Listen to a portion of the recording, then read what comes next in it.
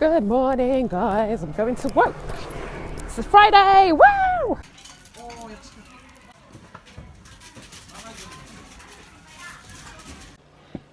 Alright, so it's finally a Friday. Yay! It's a Friday evening and it's getting dark and I've got to head out because it's my friend's birthday. So I'm finally dressed. I just wanted to quickly show you because I'm kind of proud of myself of how nifty I am. It says, hope you have an amazing, it says, hope you have an amazing birthday. Love, Cornelia. And it's got like a straw and some candies and shiz inside. Kind of broke, but also wanted to do something really thoughtful.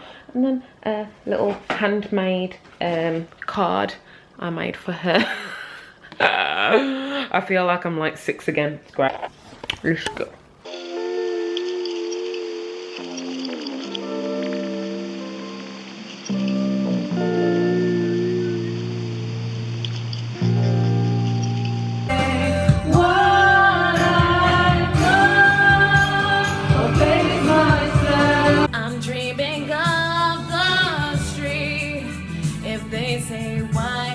Why?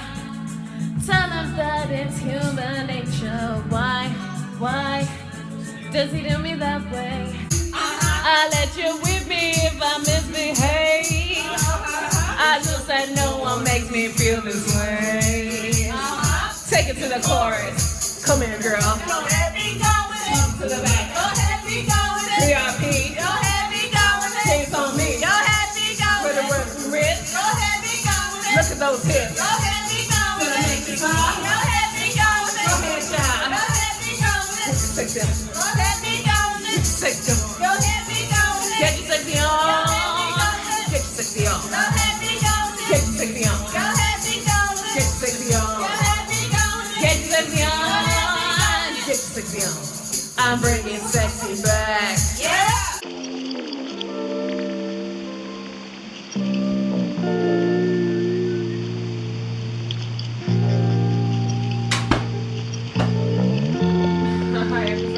I think my landlord heard me. Hi guys! So it's officially summer now and it's just lovely weather, it's beautiful, and I'm just sitting here on a Sunday trying to record for you guys because I've had a lot of questions in regards to how to find work abroad. So I'm going to try and keep this as limited as possible because I know I often run over time. So here we go. So I would say firstly, think of the destination that you want to go to. Hopefully the answer will be somewhere in Asia and that will make your life a lot more easier because obviously the English would be, they'd be learning English as a second language, and those are the type of places that you are going to target and teach at if you are to teach abroad, teach English abroad. Those are the places. So I say the top places to apply for, the best paid and probably the most popular are places like China, Thailand and South Korea. Those are really popular places. Other ones include, you know, places like Taiwan and Japan, obviously. You can teach like in India, different parts of India as well. I totally forgot Vietnam. I know 1 or 2 people that have done teaching for 3 months. You can also apply to places outside of Asia. So you could apply to places like Mexico, I've heard of before, Colombia, Africa, Czech Republic, Poland. You can apply to places like New Zealand, Australia, and Britain as well, but I think you'd have to go through a different avenue, and I'm not too informed on that, but there is a special website I think that you can visit and it's called Bunac, so B-U-N-A-C. I don't know if I pronounce it like that, but if you look there then you may be able to get to those places that do speak English as their first language and be able to support the people there that maybe speak another language. So I would recommend to go to the more popular larger cities first, and then after that you can break it down and spread out and branch out once you kind of get a feel for everything. I've come to Yokohama for a reason because my language isn't up to the way that I want it to be yet. So I cannot go to a rural area yet because I feel like they won't know as much English as they do in the major cities. So the second thing that you'd need to do would be to either get your official qualified teacher's license, so PGCE, for England. I'm not sure what it would be called in America or other places around the world, but if you can get that, that'd be excellent, because that will allow you to work in international schools. So they aren't public schools, they're private kind of owned schools, and they pay more money as well. So if you want to do that, that's another option as well. Or you can just apply to a public, like government run school, or even a conversational school as well. I'm really sorry, people upstairs are deciding to move their stuff around. I swear they move furniture all the time. All right, so a lot of jobs will ask you to have a TEFL or ESOL certificate. So TEFL means teaching English as a foreign language, and ESOL, E-S-O-L, means English as a second language. So those are the two different avenues that you can take to get a certificate. You will be required to have a degree. I haven't really bumped into anybody, and they've normally got something behind them of some sort that kind of can equate to a degree, or studied something in college for a long time, or, you know, have a bit of experience behind them. There's always something. I'm still kind of looking into people that don't have degrees and finding out how they kind of got a job, if possible. If you did, please put down below in the comments, and we would all really like to know. But normally you are required to have a degree at the very least, and then you can probably get a job. But the TEFL normally kind of make sure that you know the methods and like the different tenses to teach and stuff like that, and how to apply them to the classroom. There are different routes that you can take in order to get to teach. You could do an internship, you could do agency, or you could do voluntary work. You can apply to schools on your own independently, just direct contact, and be patient if they don't get back to you right away. They are very, very busy, obviously. Word of mouth, if someone's already working at a school that you know, I mean, maybe try and get them in there, you know, and put you in contact with somebody that can help you out. It's all about just putting effort in, result out. You will definitely get a result if you keep trying and keep persisting. Really, truly believe that. The best route, I guess, to have a bit of support behind you would be to find an organisation online. So maybe an agency like I did. The course that I took was on I2I / Love TEFL at the time when I took it, and it was a 120-hour course that you do online. There's different options for different hours, and the prices vary depending on how many hours and what you can gain from that package. So estimately you're supposed to complete it within like 3 months time frame, I think it is, but I completed it within something like a month and a half or something like that, because I was doing it whilst I was working. I had 2 jobs, and I was working as a receptionist and as a teaching assistant at a special needs school as well. So I was very busy, but I managed to complete it because I was like, I need to go. I'm gonna get this job, and if I'm gonna get this job, I need that certificate. That's what they asked from me. It's good because after each section, it taught you, showed you videos, gave you resources on the side, and then they test you on what you've learned. So you're always being tested to make sure that you're keeping kind of like on point. And then at the very end, you have like a big assignment to do, and then that guarantees whether you pass to get the qualification or not. So I'd recommend to do that because it is quite informative, and I've found even through training now in Japan with Interac, it has crossed over with a lot of things I've already learned, so I was kind of already in the know, which is great. So I would recommend to try and find a course depending on the price that you want and the hours and the qualification, but do that, that will definitely help. After I became qualified, I had a rep, an agency rep to speak to, an email to, and call that I could call in England, and she was asking me, where do you want to go? And I'd already made a choice.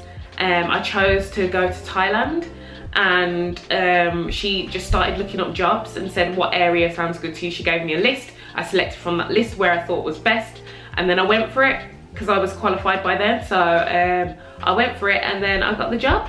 And it was pretty easy, much easier with my agency, and the first job I went for I got, so I could not complain. I know other people haven't had such luck, but being through an agency really helped.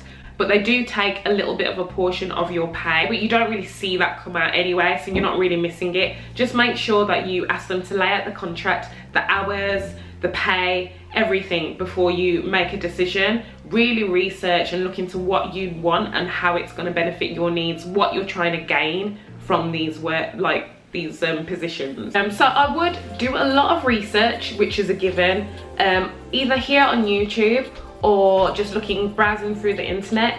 And some good websites are, check out Eye to Eye TEFL. That's great. You can check out International TEFL Academy. You can also check out ITTT, 3 T's, ITTT online. But I do think a degree would suffice, but it's great to have the qualification, as much experience as possible, basically, it's pretty obvious. So before you even start applying, I would assume that you have been working or would like to work in the teaching environment, in an educational environment. If you are struggling to get work or trying to get anybody to hire you or even show an interest, I would recommend to get as many hours or experience, whether it's paid or free voluntary work, behind you as much as you can, to say that I've got a knowledge of this and I've been working here or volunteering here, so I have an idea of what I'm going to do, and that will make your CV look more attractive. Yes, when it comes to your CV, make sure you really do use the right words, sound passionate, sound very eager. You just have another look at your CV and see what could it be missing, and maybe try and find some templates or advice online. Online is just your friend. Online will help you kind of gather the best bits of everything to make it unique to you.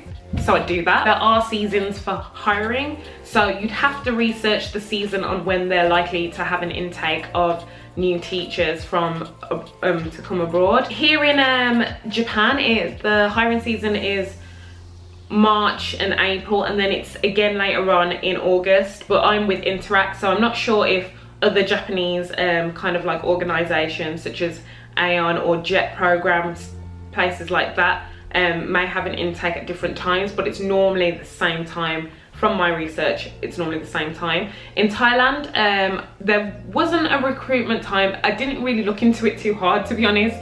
I just kind of went with it through my agency.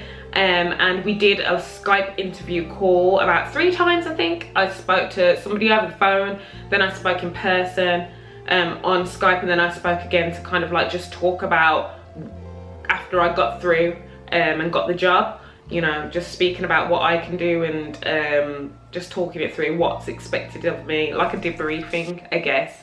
But Japan, the job for Japan, I had to actually apply through Interact, and then I was willing and ready to go to the closest interview place, which was London, which is about 2 hours away from where I live. I lived in, my home is Wolverhampton in England. So I had to travel from there to London to go for the interview and go through the whole process of like having tests and having a person-to-person interview and a group kind of like talking / interview. And there was loads of different steps. I'm trying to remember it all. I had to send in a video of me making like demonstration lessons that they'd asked for. And it was pretty challenging, but I did it. And maybe I'll speak more about Interact on its own another time, just because I can go into more depth with that. Thailand was pretty quick and touch and go. I decided I wanted to go to Thailand. I made it happen within, I got the job. I got the job a week before I left. It was very go, sorting out visas, going to London, going here, going there, having interviews, trying to get my certificate like last minute. It was all very last minute. So I just randomly on a whim just thought, I'm gonna go to this place, I'm gonna apply, I'm gonna see how it goes. Week later, I'm gone. It was madness. It's such like an exhilarating and thrilling experience, and I'm so glad that I did it that way instead of kind of like premeditating. But it's a lot cheaper there in Thailand, so I could kind of scrape by and get away with things, whereas here in Japan it has to be kind of premeditated, just because the currency is not very far off from England, so things cost quite a lot here, and you really do need to save and think about it. So that's what I'm talking about, location. Think about your location, how much things cost there, because you know, you may be able to go as soon as you want to, or you might have to wait a while and really like get everything in order before you do go. That's as much as I can think of now. I would directly ask people in the agencies, ask the schools themselves, because every requirement is different. Some, like I said, pay for flights, some pay for your accommodation and you don't have to put in any. Some don't pay at all and everything is all you. It just depends on what package you kind of get. So hope this helped anyways. Don't forget to subscribe, like, follow me on Facebook. I've got Facebook, I've got Instagram, and here on YouTube as well. Press the little bell notification things, because it will keep you up to date with when I make my posts. And if you like what I'm delivering to you, then please continue to support me, because you know, I like doing this and I like trying to help others, which is why I'm making this video. So yeah, I will see you very soon. Faito, gambate, peace and love. Bye.